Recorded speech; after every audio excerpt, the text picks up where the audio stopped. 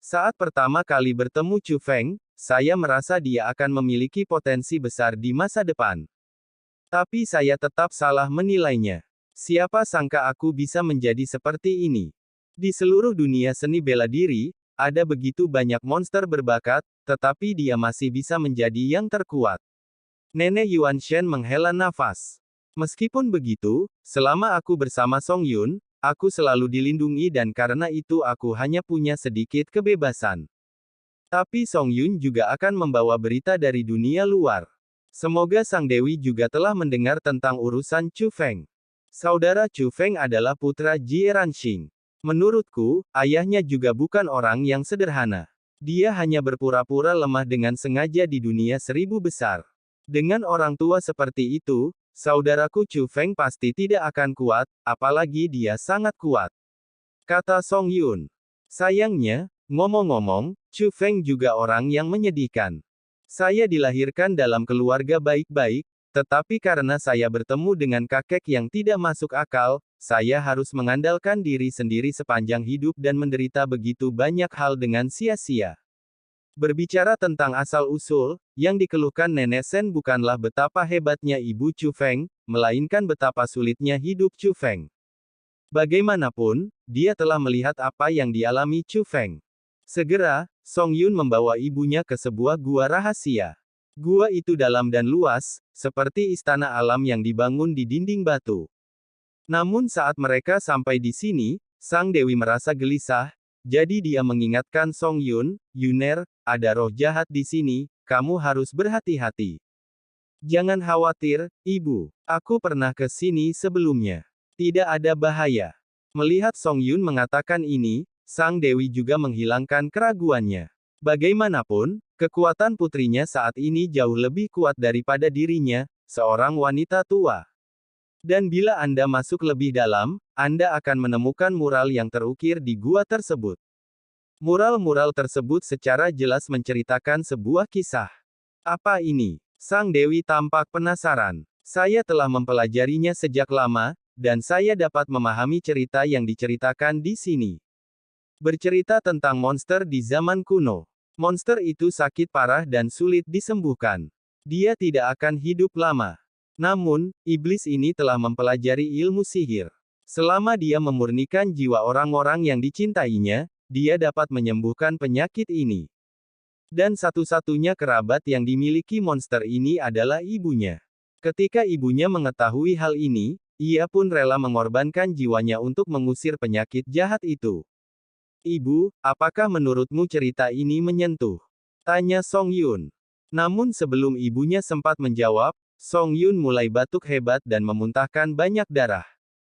Keadaannya yang menyedihkan itu sama seperti ketika Chu Feng melihatnya sebelumnya. Namun, situasi Song Yun saat ini jauh lebih tragis dari sebelumnya. Tak lama kemudian, dia tak dapat bertahan lebih lama lagi dan jatuh ke tanah, berguling kesakitan. Bukan hanya rambutnya yang acak-acakan, tetapi seluruh tubuhnya berlumuran darah aneh. Hal ini membuat Dewi keinginan sangat cemas, tetapi dia tidak dapat mengendalikan Song Yun sama sekali. Baru setelah Song Yun tenang, Sang Dewi dapat membantunya berdiri. Bu, aku baik-baik saja. Song Yun berbicara, terdengar lemah. Bagaimana bisa baik-baik saja? Yuna, ada apa denganmu? Apakah kamu sakit? Atau dia dipukuli? Siapa yang melakukannya? Saya berharap wajah Dewi itu penuh dengan kekhawatiran. Ibu mana yang tidak akan khawatir saat melihat anaknya kesakitan seperti itu? Song Yun tidak menjawab. Sebaliknya, dia menatap ibunya dan bertanya dengan lemah. Bu, kalau aku sakit, aku butuh nyawamu untuk mengobatinya. Apa ibu bersedia mengorbankan nyawamu? Mendengar ini, Nenek Dewi membeku karena terkejut, seolah-olah membatu. Hanya menatap Song Yun seperti itu. Dia memiliki perasaan campur aduk. Selain mengkhawatirkan kesehatan Song Yun, dia juga sangat terkejut dan sedikit marah. Namun, dia tidak memarahi Song Yun karena mengatakan hal-hal seperti itu. Sebaliknya, setelah beberapa saat, dia tampak menerimanya, dan bahkan kemarahan dan keterkejutan di matanya berangsur-angsur menghilang. Yuner, penyakitmu kelihatannya tidak sederhana. Jika itu benar-benar merenggut nyawa ibumu, tidak perlu bertele-tele. Asal kamu mau mengatakannya, ibu bersedia menyembuhkanmu. Pada titik ini, Sang Dewi benar-benar menunjukkan senyum tipis, mengulurkan tangannya, dan membantu Song Yun merapikan rambutnya yang berantakan. Yuner, kau tidak perlu menceritakan apa yang terjadi. Ibumu tidak berguna. Jika kau bertemu musuh yang kuat, ibumu tidak akan bisa membantumu. Tetapi jika kehidupan ibumu benar-benar dapat menyembuhkan penyakitmu, kamu tidak perlu merasa bersalah. Baguslah. Setidaknya ibu bisa membantumu. Lagi pula, ini untuk membantumu memperpanjang hidupmu, yang merupakan hal yang sangat penting.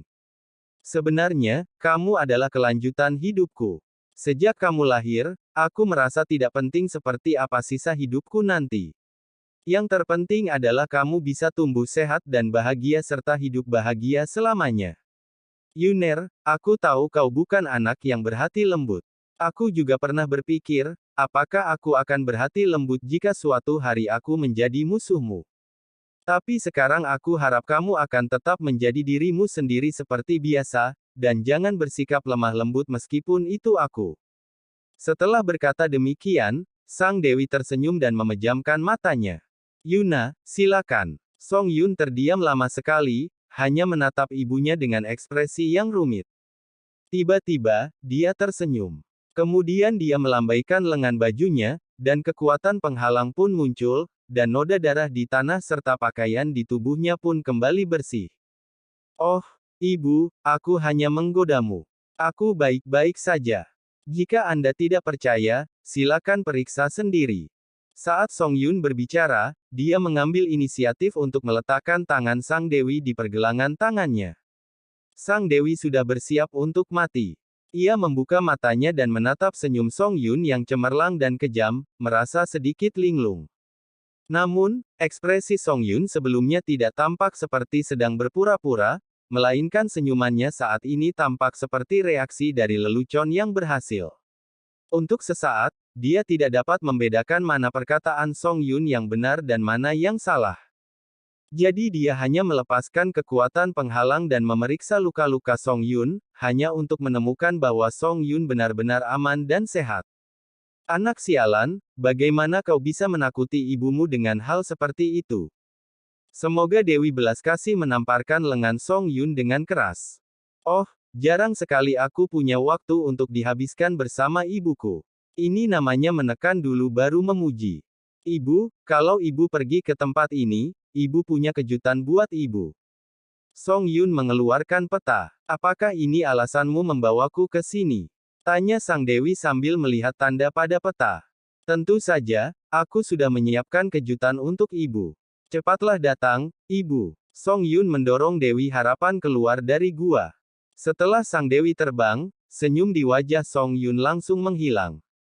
Dia berjalan kembali ke dalam gua dan melambaikan lengan bajunya. Seluruh gua menjadi sangat gelap, dan sebuah formasi hitam aneh muncul, disertai dengan suara ratapan. Jika diperhatikan lebih dekat, sebenarnya ada puluhan ribu jiwa yang berjuang dalam formasi itu. Mereka semua telah disempurnakan dan diintegrasikan ke dalam formasi. Mereka telah kehilangan kesadaran diri dan hanya merasakan sakit karena terpenjara di sini. Formasi itu sedang beroperasi dan jelas sudah ada di sini dalam waktu yang lama. Namun Song Yun mengeluarkan selembar kertas jimat dan melemparkannya ke dalam formasi. Formasi itu berubah menjadi api dan menghilang bersama dengan kertas jimat itu. Formasinya hancur. Aduh. Song Yun menghela nafas dan bergumam. Itu tidak sepenuhnya kejam. Itu jelas bukan hal baik bagiku, kan?